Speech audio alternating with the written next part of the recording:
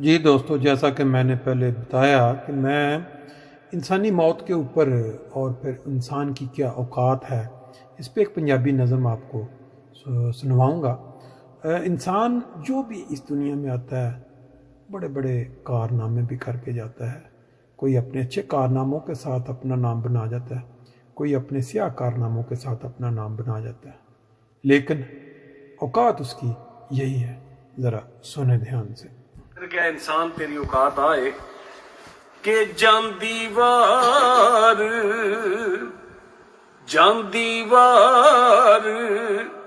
ਓਏ ਡਰਾਉਣਾ ਬਣਿਓ ਤੇ ਹੱਥ ਨਹੀਂ ਲਾਉਂਦੇ ਡਰਦੇ ਤੇ ਜਿੰਨਾ ਲਈ ਤੂੰ ਇਹ ਪਾਪ ਕਮਾਏ ਬਈ ਕਿੱਥੇ ਨੀ ਅੱਜ ਉਹ ਕਰਦੇ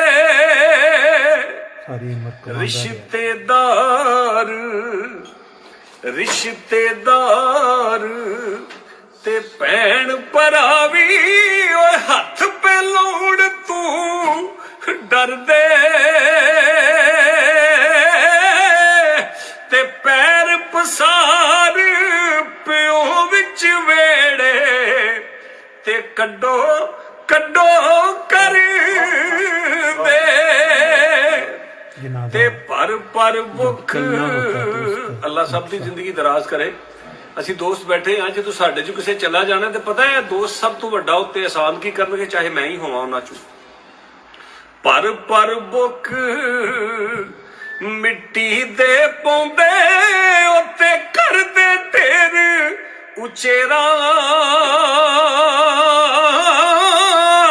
ਤੇ ਮੰਗ ਦੁਆ ਘਰਾਂ ਨੂੰ ਜਾਂਦੇ ਤੇ ਪਰਤ ਨਹੀਂ ਪਾਉਂਦੇ ਫੇਰਾ ਤੇ ਸਹਿ ਜੋੜ ਸੰਗਤ ਦੇ ਡਿੱਠੇ ਉੱਤੇ ਓੜਕ ਵਿਥਾਂ ਪਈਆਂ ਤੇ ਜਿਨ੍ਹਾਂ ਦੇ ਬਾਜੂ ਇੱਕ ਪਲ ਨਹੀਂ ਸਾਜੂੰਦੇ ਉਹ ਸ਼ਕਲਾਂ ਯਾਦ ਨਾ ਰਹੀਆਂ ਤੇ ਅਸਲਾਂ ਨਾਲ ਜੇ ਨੇਕੀ ਕਰੀਏ ਉੱਤੇ ਕਦੇ ਵੀ ਨਹੀਂ ਹੋਏ ਭੁਲਾਉਂਦੇ ਤੇ ਬੇਨਸਲੇ ਜਿਹੜੇ ਹੋਣ ਮੁਹੰਮਦ ਉਹ ਕੌਡੀ ਮੁੱਲ ਨਹੀਂ ਪਾਉਂਦੇ ਤੇ ਮਗਰ ਸ਼ਿਕਾਰੀ ਕਰਨ ਤਿਆਰੀ ਉਹ ਪਾਰ ਚ ਰਹਿੰਦਿਆ ਹਰਨਾ ਤੇ ਜੋ ਬਣਿਆ ਉਸ ਟਹਿਣਾ ਆਖਰ ਤੇ ਜੋ ਜੰਮਿਆ ਉਸ ਮਰਨਾ ਤੇ ਮਾਂ ਮਰੇ ਤੇ ਮੁੱਕ ਜਾਣ ਬਾਪੇ ਤੇ ਜੇ ਪਿਓ ਮਰੇ ਘਰ ਵੇਲਾ ਤੇ ਜੇ ਕਰ ਵੀਰ ਪਿਆਰੇ ਮਰ ਜਾਣ ਤੇ ਉਜੜ ਜਾਂਦਾ ਜੇ ਉਹ ਮੇਲਾ ਤੇ ਚੰਗੀ ਮੰਦੀ ਉਹ ਸੱਜਣਾ ਕੋਲੋਂ ਬਈ ਸਹਿਵਾਰਾਂ ਹੋ ਜਾਂਦੀ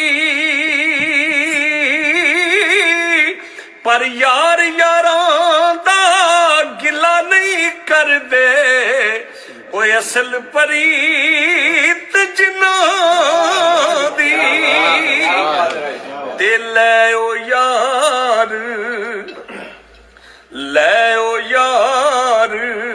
ਓਏ ਹਵਾਲੇ ਰੱਬ ਦੇ